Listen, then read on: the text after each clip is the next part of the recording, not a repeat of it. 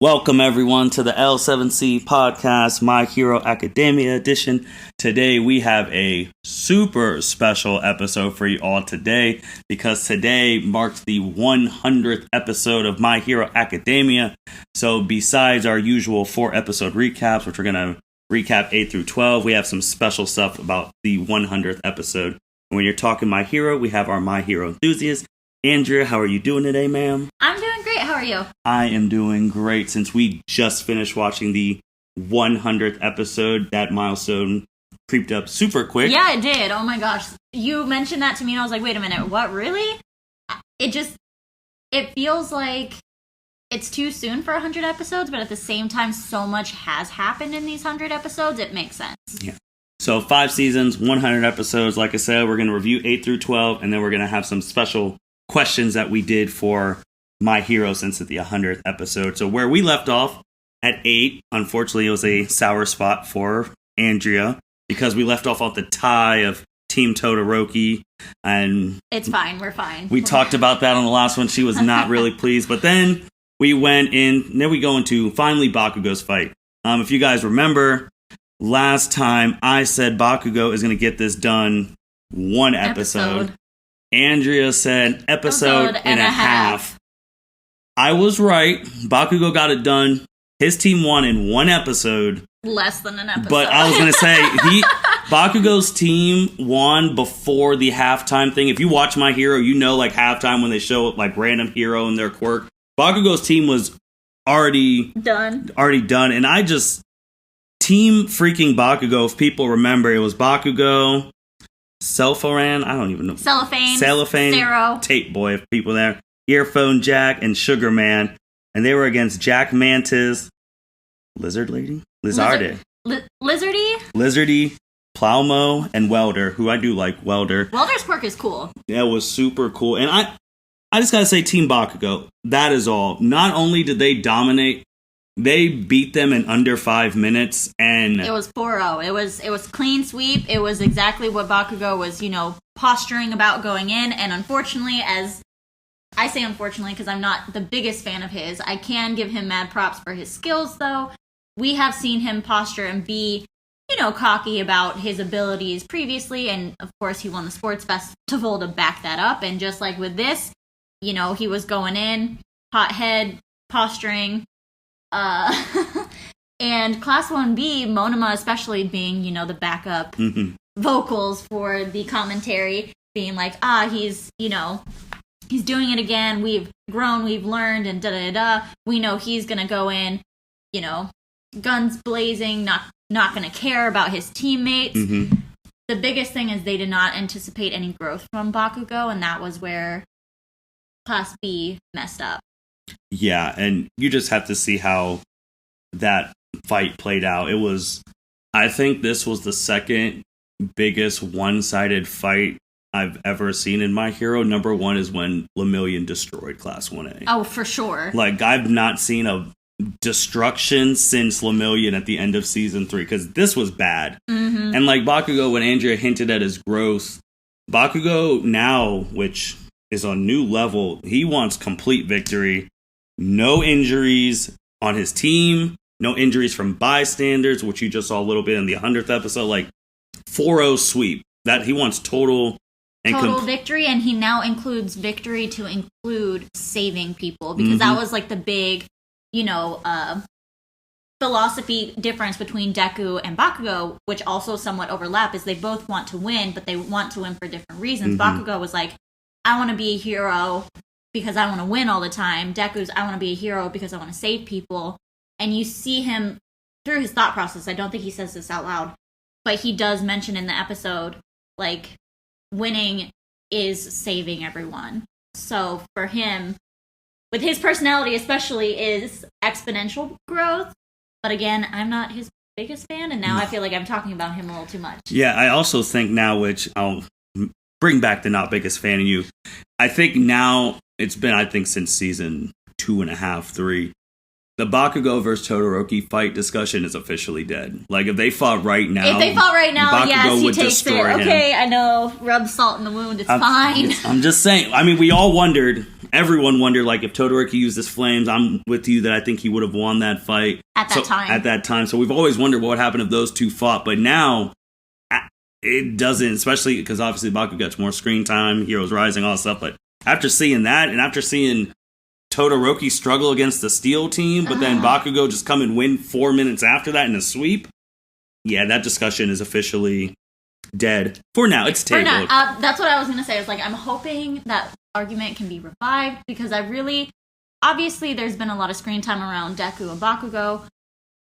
and so it has been self-isolating away from him as the third musketeer, so we need to see more of him, and we need more growth from him to kind of put him back, at least screen time, what we've seen on that level. And I mean, he mentions in the 100th episode that he's still going to climb higher. Yeah. So. Well, he's got to. So, yep, Bakugo and them, that was nice and quick. Then we came... Quick and dirty. Yeah.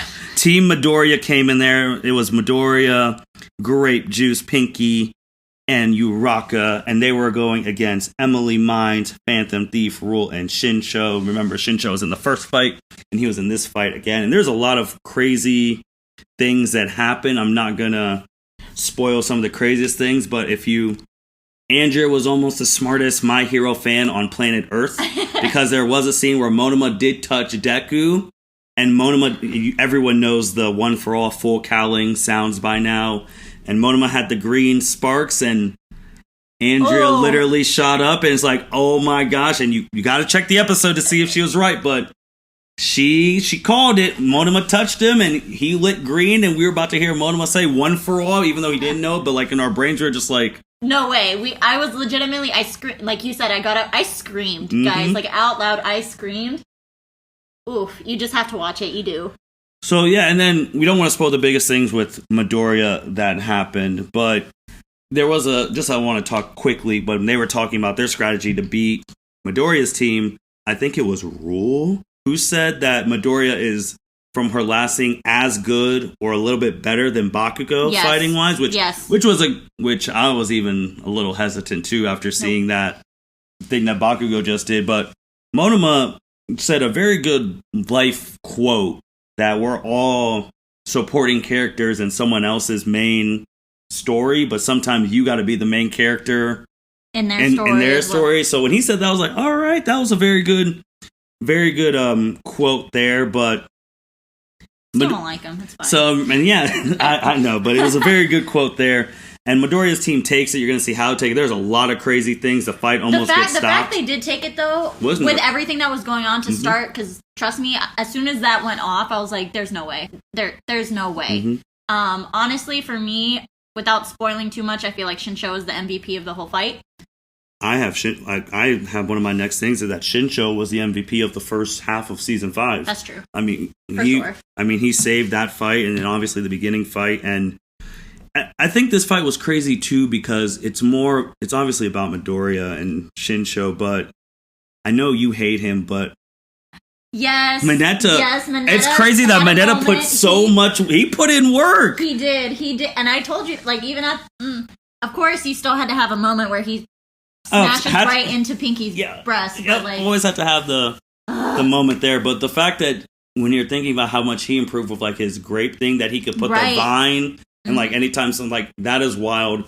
And it's crazy because Pinky, the biggest moment from her, I felt like, is when Mineta went into her breast, and also because they were making sure you realize what Mina looked like, because they were emphasizing her a lot. They were, and honestly, that irritated me a little bit because all of the females in My Hero are built a certain way, except for Jiro, unfortunately. But they really went emphasizing her. The extra mile for her, and that really just rubbed me the wrong way. And then with Uraraka, I guess my only thing is Uraraka, for who are big Uraraka fans out there, she had her biggest moment since season 2, which is like, I don't know how to feel about that because it's her biggest moment since season 2. And it wasn't, I am a Uraraka fan, not as much as Momo, but like, because I called it, I was like, don't count her out, and she came in, but the moment wasn't as big as it could have been, and I felt deflated, and like, it is disappointing that that's her biggest moment since season 2, and it wasn't as much as it could have been. Yeah, because, like, that gap since season 2, we're on the 100th episode. Season 2 is what, like, 20s? So, like that's a huge... And then her biggest moment in season 2 was early season 2, like right during the sports festival. Right. Like, it's just like, ooh, that's a long gap. And it's like, is this... But your biggest moment wasn't even because, like, it was involving, well, her in the fight where she hit a little chop, but then also helping Midoriya with an issue that you'll see when you will watch the episode. So Midoriya's team did win, so Class 1A did. And they swept, I'm pretty sure. They did sweep, but... No, they got 4-0. There were 5. 5. So, yeah, 5. Because they did sweep, and, I mean, won. And Team 1A, Class A is like, they won the whole thing, but did they? Because we talked last time, like, honestly, besides, God, Bakugo, Mineta, Uhura, like, and, well, when he was on our side, Shinso, no one else really impressed us on Class 1A. Like, it was kind of like, we were more impressed with the Class 1B people, which... Well, we previewed season 5. I was like, that's what we wanted, but... True, but at the same time, I was like, we wanted that, but in scale with Class 1A to be like, we haven't seen them as much either. And it's easy to be impressed by Class 1B, especially since there were a lot of characters in Class 1B that weren't really showcased during the sports festival. So it's like, ooh, brand new, shiny things. But we wanted kind of that impressive, changes and growth with Class 1A as well. And...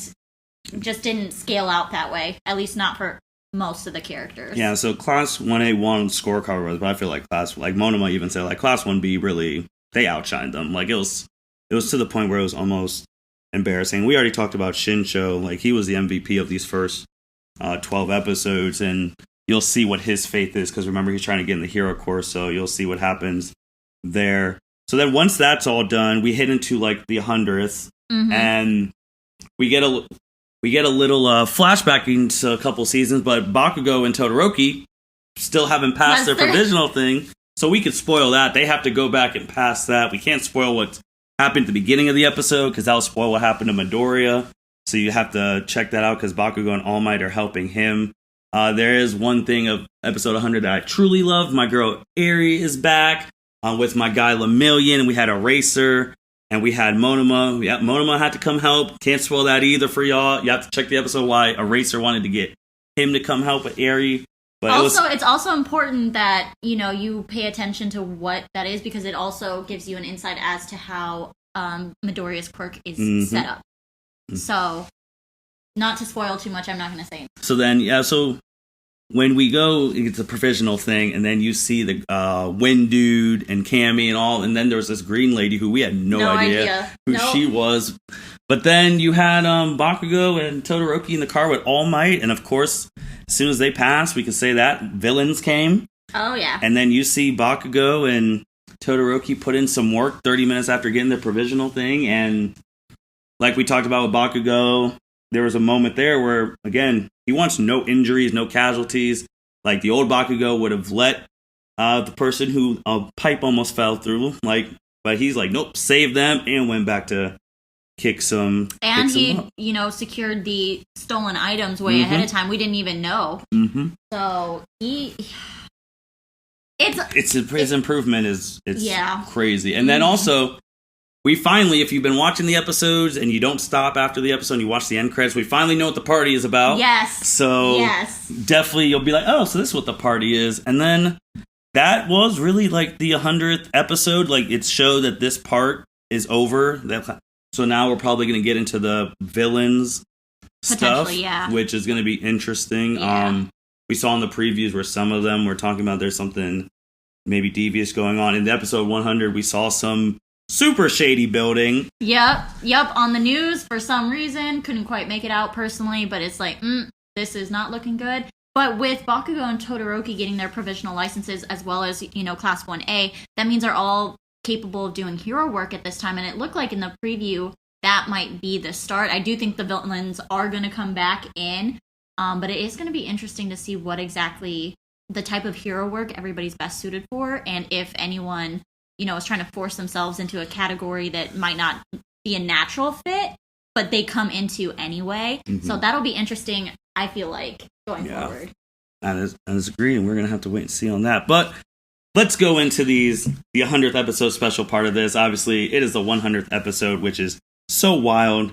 So I came up with some questions to commemorate the 100th episode, and we're just going to be talking about these questions. We do have lists for you guys, like we have our top 5 fights, moments we want to see, and then do the general questions. With the first general question we had is, what is My Hero 100 episodes in now, Andrea, meant to you personally?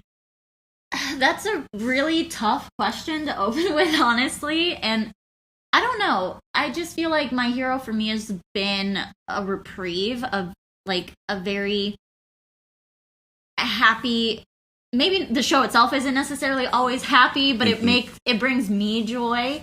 It gives me a lot of faith in humanity in general, which is kind of sad. But we're not going to dive into that too much. But it makes me happy. It very much reminds me of the feelings I'd get watching Avatar: The Last Airbender. Just it does. It just makes me very, very happy. Yeah, I think with me, like we've talked about this when we previewed My Hero, it came out at the exact right time. Yeah. Like anime wise, like superheroes is literally pop culture personified now. Like you feel left behind if you miss a superhero movie. So now that they made an anime, which shows a different side of like superheroes. Obviously, you see them going to school, like training and all that stuff, and that they wanted to be heroes from the beginning, young kids, because at least the way like Marvel started, it was like they were adults and kind of pushed into it. And I didn't delve too deep into DC because I prefer Marvel, but it very much seems like it's an adult happenstance. They kind of fumble into it or pushed into it. Yeah, most of them is. I mean, the only person who would really fit in teenage-wise, because it started as a teenage hero, would have been Spider-Man. Like, Fair. He would have been perfect in the My Hero thing. But no, it's been a great thing. Obviously, I get super excited to watch it. Like, it's been an anime where I think for me, it's opened up for, like, the other animes to give them a chance, because, like, we're at the age where Naruto was like our last big. Oh, I know that we started real young, and it capped out right as we were hitting like our adulthood, which is creepy and so weird. It's like after that, like what's next? And then you're like, I don't really want to watch anything, because like Naruto is also that bridge from like people who watch like Dragon Ball Z and like Sailor Moon and things like that. So it was like after Naruto, it's like, what is there? Then like My Hero was the first thing. It's like, oh, this is cool. Then you give other things a chance, and like Demon Slayer, etc., etc. So then, how is like this anime, My Hero, has it changed your life in any way? I mean, the most obvious way it's changed my life is doing this. I've never been on a podcast before. And now you're a pro. Like, you just hop in. From the first one to now, it's so different. Oh, I forgot. We're not on camera. I just dusted my shoulder. Sorry, guys. This is probably the biggest way, and also just opening up a lot more channels of communication, friendship. Not that our friendship is solely based on My Hero, but I feel like it helped us to open up and become closer friends. And I don't know, just like going back to the first question, what it has meant to me personally, it just, seeing the memes, it's just another avenue for me to enjoy life, I feel like, and has brought me a whole new group of friends through becoming friends with you. Yeah. So. No, I agree. Like this anime, I guess with us definitely deepened our friendship to like another level, and then like from that to obviously even deepening it to an omega different level to what we are now. So with that anime too is just like another thing, like if either of us are like having a bad day at work, like, hey, we just got to make it to Saturday because we're gonna get a new episode of My Hero, and then that joy comes, and then we're sitting there at work when we're there, and then we're just in the rabbit hole talking about. I remember like before we even did the podcast, we would sit there and talk about like wild predictions, because my thing, I know All Might's previous, his master, and Midoriya's mom are related. I don't know how, but that was one of the first things I brought up to Andrea, and I had the pick stitch ready, and then she was just like, holy, I was like we get in those rabbit holes. So it's definitely giving us that line, and obviously with the friends and all that stuff, and then we watch it here with Courtney, and like we talk about My Hero with the others. So it's been really great from our definitely personal bonding between the two of us. But now from that stuff, from the anime answers, since we just gave protagonist shonen anime answers about friendships and bonds, let's hop into the stuff I know the people want to hear. Let's top 5 fights of My Hero. So, Andrew, we'll start from 5, like your 5th one, and then work your way up. Okay. So, I'll go 5, then you'll go 5, then Okay. I'll go 4, then we'll just pass back and forth and talk about it for a little bit. Okay. My number 5 fight, All right. because I wrote the season down, Season 2, Sports Festival, Uraraka vs. Bakugo, because I had it number 5. Yeah, because I hinted at her best moment since Season 2. Yep. And anyone who's listening, you watch Season 2, and that was her best moment. It showed her as probably one of the strongest shonen female anime protagonists, probably since the Sailor Moon crew. She in her beginnings, because obviously if people want to bring up like Sakura and all them, they weren't that strong at the beginning.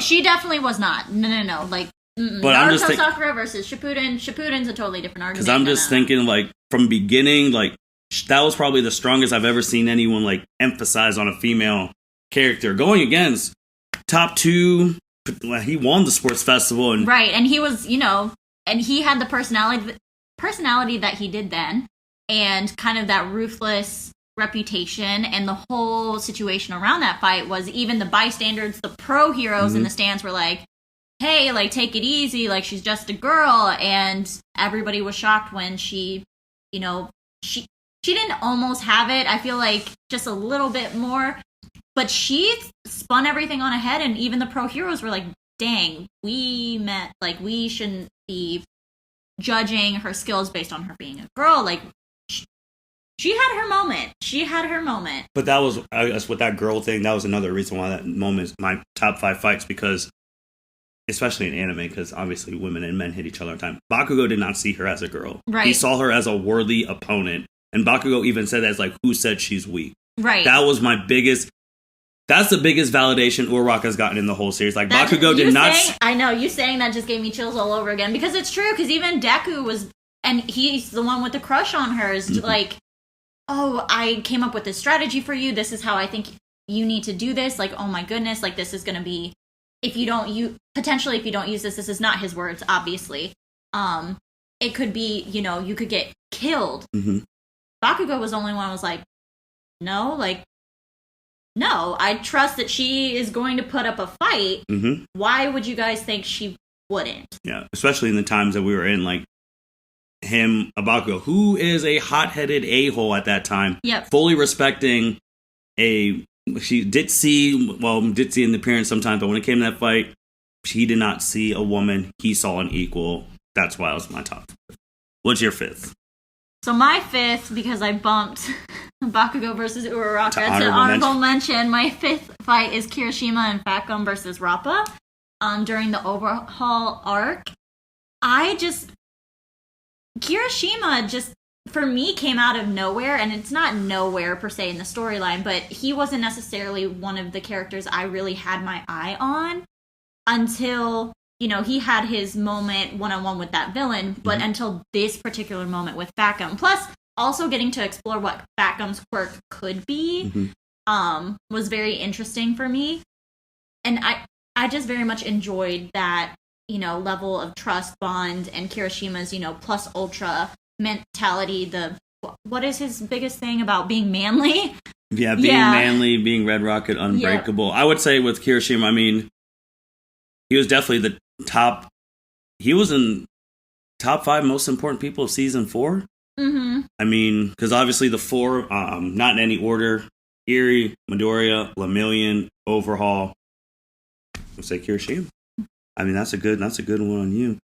My number 4, though, I know you won't be able to see this coming, but I really felt like this truly set the tone. Sun Eater versus the Yakuza. Season 4. That's a good one. Amajiki, yes. To start the raid, because he was going against 3 people. At once. He was one of the big 3, and he obviously has anxiety issue, like things like that. And you see how Lemillion, like, helped him get out of his shell, which is crazy to think he was in that's wild. But I felt like that one is super under the radar, because that started what this raid was be about. Like, we were going to get casualties, and seeing why he's in the big 3. Yep. I loved that fight, and that's why that one's number 4. That is a good one. What was your number 4? My number 4 is Midoriya versus Todoroki in the sports festival when just the animation, the moment when Todoroki is using his fire side and then cement. Isn't his name Cement? Not Cementoss. That's Pokemon. Oh my god. I know you're talking about the cement dude who put that's another what if. If they would have collided, who would have won? Personally, I feel like Todoroki would have won because Deku was messed up. Mm-hmm. Physically, he was so messed up. But of course, that never stops him. But that was a pivotal moment in Todoroki's like development and growing in his abilities. Unfortunately, we haven't seen that exponential of a change. Mm-hmm. So hopefully we get that soon.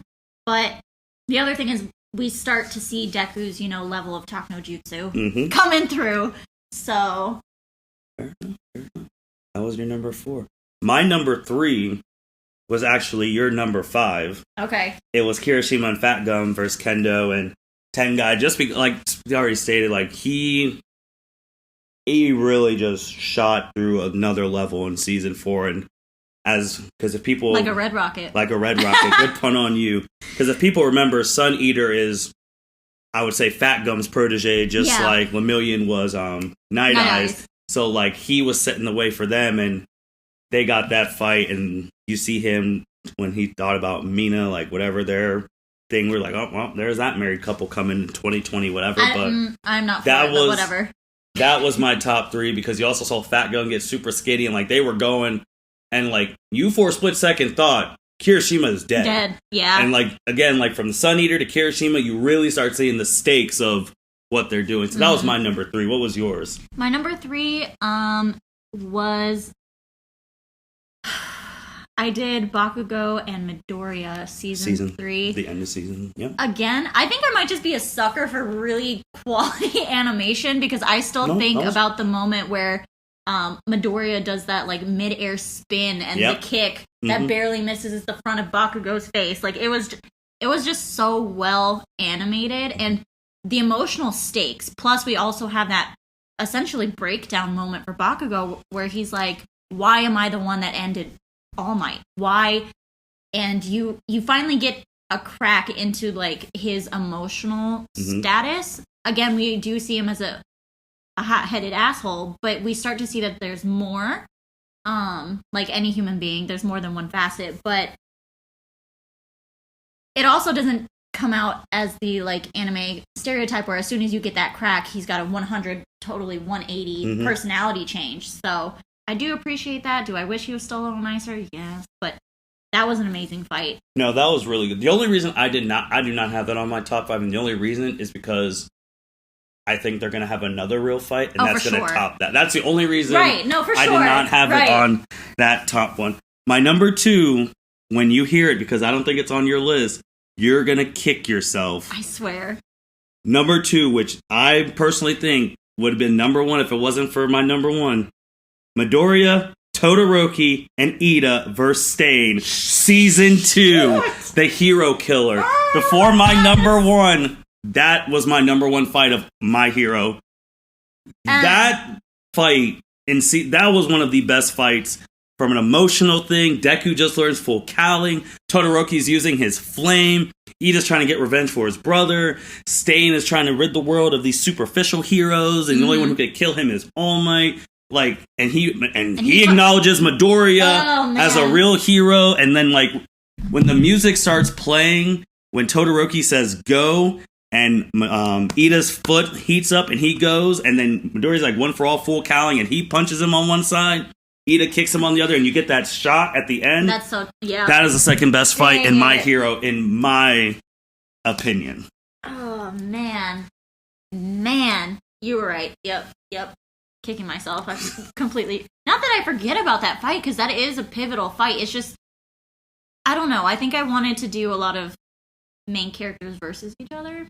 That might have been my downfall, because legitimately my number 2 is... Midoriya and Bakugo in Heroes Rising against 9. That is a very good fight.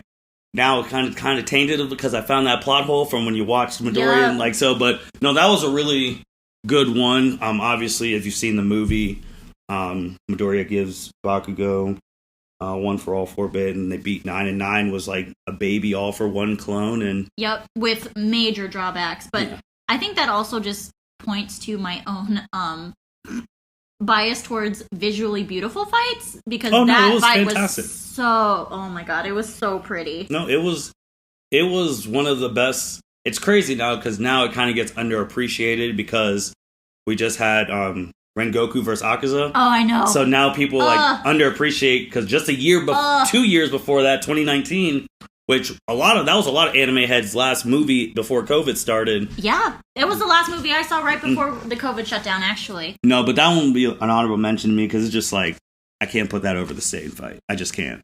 I just couldn't do it. And like, fair enough. But my number one, which I combined, and I actually listed all the reasons why. Number one is the Lemillion and Deku fights against Overhaul, Season 4. Basically, all my top fights came from Season 2 and 4. Mm-hmm. I just realized that. But start off with Lemillion's one.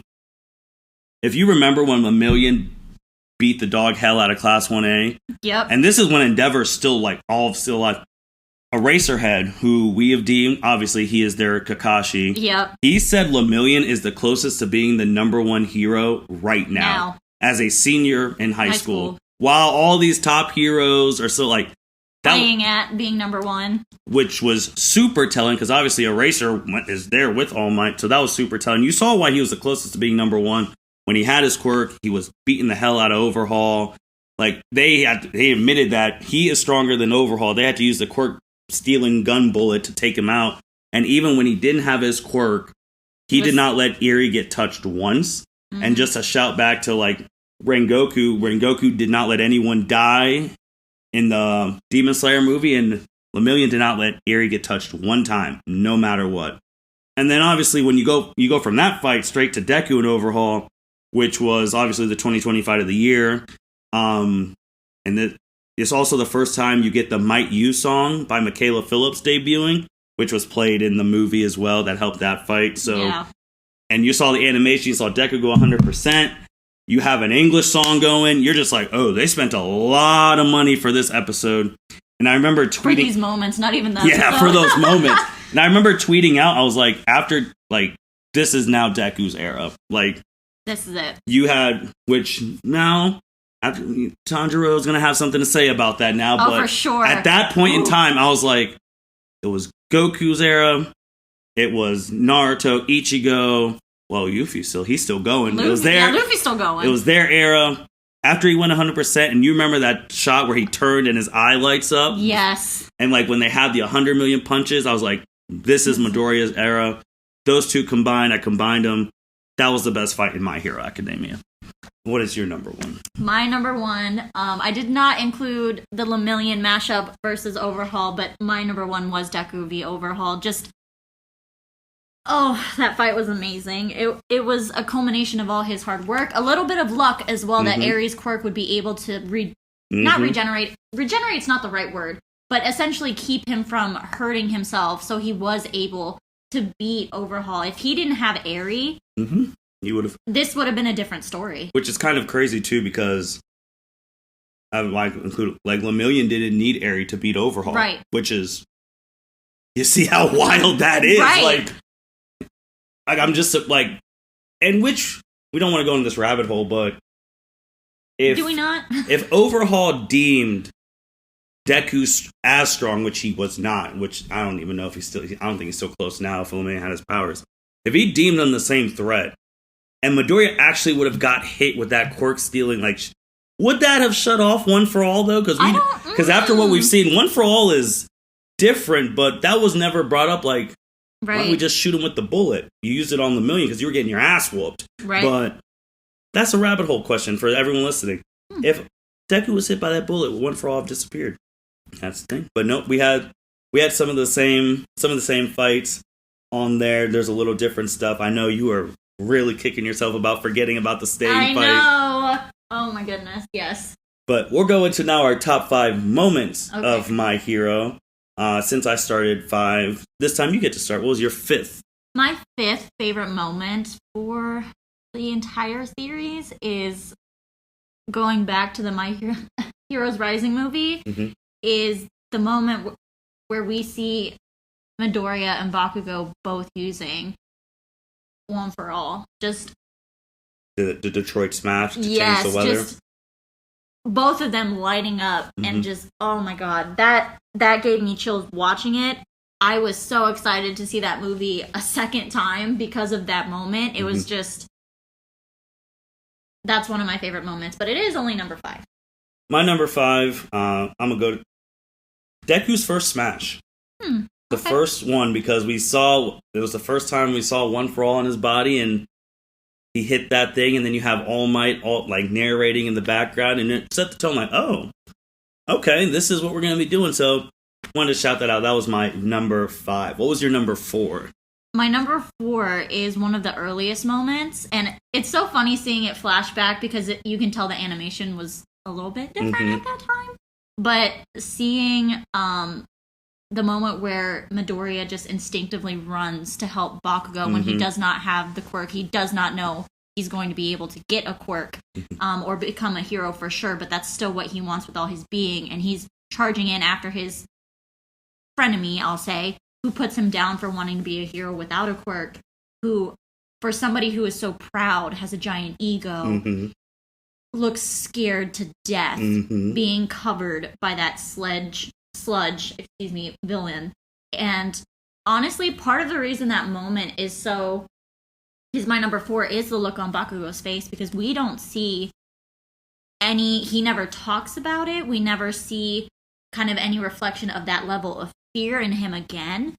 And I think it kind of peeked the curtains a little bit towards his inner thoughts and feelings towards Deku going forward. A little bit earlier than we would have seen, but it is a moment that the show flashes back towards a bunch. My number 4, because I was really like thinking of moments like crazy stuff. And I don't know if you'll see this one coming. Never Stop Twinkling. Class 1A. No, I didn't know Season it. 3 with I had to make sure with Yuga, that sounds like protagonist in Yu-Gi-Oh! With his hero name, Shining Hero Can't Stop Twinkling. The reason I had that as season 3, obviously the music's going. That was one of the biggest side character moments of the whole series. Yeah. Like, he's trying to, and then because of his naval laser, everyone from the rest of Class 1A gets to pass. And that was super cool. I also had a side for number 4 too, because I also had Class 1A when Eraser talked about Midoriya and Bakugo. As like when he was talking to that other professor about like, there's 2 kids in my class who, no matter what, they changed the course of everything. They because they're so, I don't want to say at each other's throats like it's a bad thing, but their rivalry is so like contagious that they each want to do better to outdo each other, that it's brought up the level of intensity, desire for the rest of the class. So I had that speech and the Never Stop Twinkling as tied for number 4. Okay. What was your number 4? No, we're on 3 now. You're on 3. Yeah, 3. So what was your number 3? My number 3 is going back to a moment I've already talked about, is the shot seeing Deku at 100% not being continuous. He is continuously being injured, but not to the detriment that he had been before. Seeing that shot of him, and essentially it's a power stance. It's kind of a Bakugo stance if you think about it, with Ares strapped to his back, all of the lights going, the intensity in his eyes, just, oof, that gave me goosebumps. When I saw it, it's giving me goosebumps now. I love that moment. So that's my number 3. My number 3, since it also gives us something to look forward to. I'm sorry to cut you off. That's true. No, you're fine. Number 3, Eerie grabbing Lemillion's cape. Because that's when Might You, the song, started going. And you're just like, what? And like, she finally trusted in 2 people. And like, seeing that moment is, for people who generally don't trust people, like, you know, it's a breakthrough when you fully trust someone, that she jumped on that cape because she remembered that was his cape and what he had been doing for her, and that, you know, it wasn't true that she wasn't worth the effort and all she is trouble. So that was a very powerful moment. That's what I had for number 3. What was your number 2? My number 2 is also Eri inspired. It's the moment that she smiles at the sports festival. Honorable mention for me. Good concert too. It was a good concert. That moment for me was just because of the work that we do, and you know, the level of trauma that she went through. That she's a very cute child, but up until that moment, she did not express any sort of joy, any sort of happiness, any sort of, I don't want to say will to live, because that's a little too far, but like, in the sense she was just existing. Until that moment, she came alive in that moment, and for me, like, that was the entire point of that moment, but it gave me hope. You also see, like, people. the demon thing, like, just lifting from her. That's a good number. Yeah. Number 2. My number 2, which I do think you're going to kick yourself again, because my number 2s have killed you. I swear. Number 2, United States of Smash. I mean, that was the final time we ever got to see All Might. That was the final and full power. That was the final fight with All for One. We saw how dangerous All for One is. You see everyone chanting for All Might, like all the things, and then he hits that victory pose, and it's like, I think that victory pose, that moment was just like, you don't go out a bigger boss than how he did in that fight. So I had that as my number 2. What was your number 1? My number 1 is, you know, what set it all off is All Might doing that, you know, almost victory pose to Midoriya. You can be a hero. Just without that moment, obviously, we wouldn't have the rest of the rest of the manga, the anime. But it was just so impactful for Midoriya, and for him to, you know, he had always had that dream. All Might at first did not believe in him. And then he finally had that aha moment of seeing him rush in for my number, which was it? My number 4 moment on instinct, without, you know, having a plan, without knowing that he had the power, but knowing that he had to help. That All Might changed his mind and, you know, let him know that he himself could be a hero, and that I think it just brings me a lot of satisfaction. And I know it's replayed a lot in the flashbacks, but it's just such an important moment. My number 1 is the same. Season 1, you can be a hero for all the reasons you said. Started it all. It's going to be flashback throughout until this series is over. I want a tally. I kind of want a running tally of every time it's flashback. Anytime he says it to someone, I was like, oh, and that's who's going to get passed on to next. He obviously said it to in the movie to Heroes Rising, but I mean, that was a premise, and you can be a hero. That started it all. I did a few honorable mentions just off the top of my head, which were what ifs. I would have loved to see Deku, Bakugo, and Todoroki finish that swimming thing. That was that. And obviously, Deku, 1,000,000% against Muscular. Just honorable things. Moments you would like to see. You could just rattle some off the top. I mean, it's cliche, but part of what draws me into My Hero a little bit as well is the potential love pairing. So I would like to see a little bit, just a smidge of development there. At least for my personal favorite couple, which is Todoroki and Momo. But thought you had something, 100th episode. I did. That was a tease, and I'm very upset about it. But the other thing is just, I very much want to see what's going to continue to happen with Deku's quirk. I want to know. I don't read the manga as of right now. I'm debating, honestly, if I should start. But I want to know what the heck the next turn is, because it's sounding like, without giving too much of a spoiler, Deku's running into a lot of firsts that All Might didn't experience. So it's like, okay, what else is in this bag? Which is kind of crazy, because All Might was the most powerful hero ever, and he didn't hit the things that Deku's about to experience. It's like, new what if? What if All Might got all this stuff? I know, wild stuff, but no, I agree. My number, I kind of had them listed in numbers, but my number 1, I'm just gonna go one of you. I was like, get the love confessions out of the way. Let's just do this.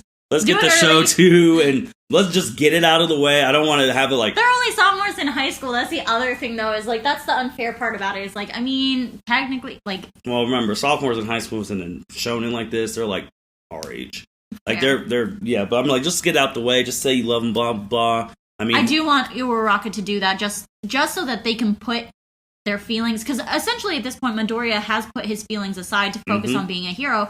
I need Uraraka to do the same, because it seems like she's said that she's going to do that, but it still seems to be kind of interfering in her kind of daily thoughts and processes. So that was one of my things. I'm just going to keep going. Other characters getting in big fights and winning. This was inspired off of your 2 favorite people, Momo and Shoto. Yep. Like, they need to get some wins. They do. They Momo need some W's. Momo got stomped, and Todoroki, I mean, It was looking bad. That was bad. It was a tie, but your show, you lost. So it's like I need those other people to get wins, like what Red Riot got, and now obviously like I need them to get big wins, personal wins like that. And I'll just go on the other one. More top 10 heroes fighting, because obviously since this has started, we've only seen Endeavor and Hawks. So I want to see like 3 through 10 go through it. Same thing as you, Deku realizing his true potential, like seeing how that goes. And one that I will not let go, because some of my hero fans have let go. I want to know who the traitor is from season 1. The reason they moved to that place was because of the traitor. I want to know who it is.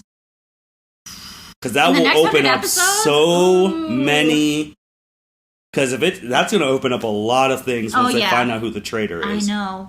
I kind of let that go as well now that I'm thinking about it. It's like, it's been at the back of my mind, but also at the same time, I feel like that's not the primary focus. Not anymore, no. Right, so But in the next 100 episodes, you think it'll happen that 100 episodes is a long time and a short time depending on how long a series is going to run. So I mean, if something else happens at the school again, and they're like, that's true. It's the traitor, whoever it is, because I personally want to get into more of the villains' backstories in the next 100 episodes to kind of fully understand them. I know there's the teasing going around about a villain potentially being related to the Todorokis. We already know that Shigaraki is related to All Might's predecessor. Kind of what the hell happened there. And honestly, I just want to know more about Shigaraki's like intentions, because right now, at least to me, the way I'm understanding, and I could be very so that's one thing. Could be very wrong, is that he's kind of just a hurt little kid throwing a tantrum. Yeah. Because like as a villain, overall was way better, and honestly, like the fact that Shigaraki got to like kind of one up him and unilaterally beat him after he got beat up by the heroes. Well, he did that to 9 too. Yeah, but 9 was also like a pawn for the league, essentially. But he was, I mean, think about if he would have survived, he would have been next up. Like, All For One would have dumped Shigaraki because he has so much. I just also want to know. Oh, free Stain. Throwing that out there. Free my hero killer Stain. Oh my god, no. Let him come back and, oh, Lord. Ooh, could we let him out and let him out Endeavor? Because that would be great. Jesus, that would be wild. That would be freaking wild. That'd be so great.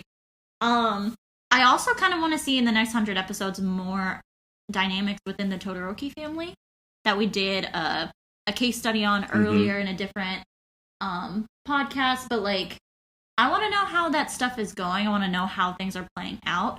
I also want to know if Mom's coming home. Because that's going to, like, add a whole nother level of oof on top of everything else. So, yeah, Todoroki's got a lot of stuff to go through. He's got to get stronger. He's got to deal with his family drama. He's potentially got a villain for a relative. Like, ooh. Well, I feel like for him, I felt like that's your number one. Like, he needs to improve a lot in these next 100 episodes. But with the movie coming out, personally, I feel like they're somehow going to make it that he improves exponentially by the end of the season, so that way it's timed well with the movie. But does he improve enough to be standing side by side next to Midoriya and Bakugo? Or does he improve enough to be a little bit behind a la like a Joey Wheeler, where you have a Yugi, Kaiba, and then you have Joey? That's not even a little. Joey's more than a few steps behind. Sorry, Joey. But I did love you, I mean, he's... No. I mean, right now, Todoroki is a lot of steps behind. I know. So, well, my other, the other trio that gets brought to mind for me is, I know they're not necessarily like a thought of trio, but like Goku, Vegeta, and then you got Krillin. Like, well, Krillin's the best friend, and I mean, Todoroki started. I feel like he kicked Ida out of the best friend spot right now. Yeah, he did. Yeah, he did. But no, I don't want that situation for Todoroki. I don't want it. You could say more if you're going to go that route, because Todoroki has so much potential. You can say he's Gohan. But Gohan also had the pinnacle moment of Dragon Ball Z and going Super Saiyan 2 against Cell, and Todoroki has not had that. But now post that, Gohan's behind, but if he trained, he'd be right up with them. So if he trains, I mean, but that means he's going to train with his dad, and we know how you feel about that. But he's got to master his quirk. It's one of those things, but like at the same time, it's like, can't there be like another fire user or something that he could talk to? But guess not. Oh, I'll throw in just a quick one. If did we see Blue Genius again? He got that hole. Yes! Oh my god! He got that hole put through him, and that was it. He survived. Okay, that's the other like what if or like the BS. Why does Best Genius survive like a giant hole in his chest, but then Night Eye gets dies? Also, All Might had a giant hole in his chest, and he still was a hero for several years afterwards. What is that? The many what ifs. One of the many what ifs. We're gonna have to just do one time. We're just gonna have to do an episode where we just list like what ifs and just go through that rabbit hole, because that's a whole episode in itself, and that would be a very, very fun one to do. But Andrew, we are at the end. Episodes 8 through 12 are in the books. The 100th episode is in the books. We are done with Class A versus Class 1B. We're going to get into some new stuff next week. Any other last things you want to say about My Hero, the 100th episode, anything? I'm just ready for the next 100. Man, and if they go at this pace, that would be halfway through season 10. I'm down for it. How old will we be then? Probably... I mean, mid-30s. That's not even that old. But it's not, but it's just like, damn. Like, I'm still going to be watching these high schoolers pulling for them or rooting for them. Hot take before we leave. The next 100 episodes, will One Piece finally be done in between these My Hero next 100? Because they're, on like 1,000 something? Honestly, I don't watch One Piece, I will say that. There's a million episodes. I do know that because that's the longest running joke for the longest running anime, but honestly, probably not. That's wild. That's wild. But no, last things, definitely always love doing these My Hero podcasts with Andrea, and like we were just talking on this for like an hour, and we're probably going to get off this and talk about more stuff like, that's true, X, Y, Z and this, but thank you all for listening to the My Hero stuff. Obviously, we see that you guys like it. To My Hero, to the creators and all that, congrats on making 100th episode. That is no small easy feat at all, and keeping everyone entertained and all of that, engaged, and keeping the content relatable, and just we love it. Thank you. I am salty because when you guys announced season 5, you dropped the movie trailer. I thought on the 100th episode you were going to drop the second movie trailer. So we'd have more to talk about, but you didn't, and I'm going to be really mad after we record and you drop the trailer, but I'm excited for that trailer, My Hero movie. It's coming out in August or September in Japan. Yeah. So hopefully we get that fall, winter, not too far behind. Or if they could simul-dub it, that'd be fantastic. But with that being said, congrats to My Hero getting 100th episode, and you guys take care. Thank you for listening to this episode of the L7C podcast. Be sure to like, rate, review, and subscribe to the channel. Follow us on all social media platforms, and we'll be talking to you guys soon. Take care.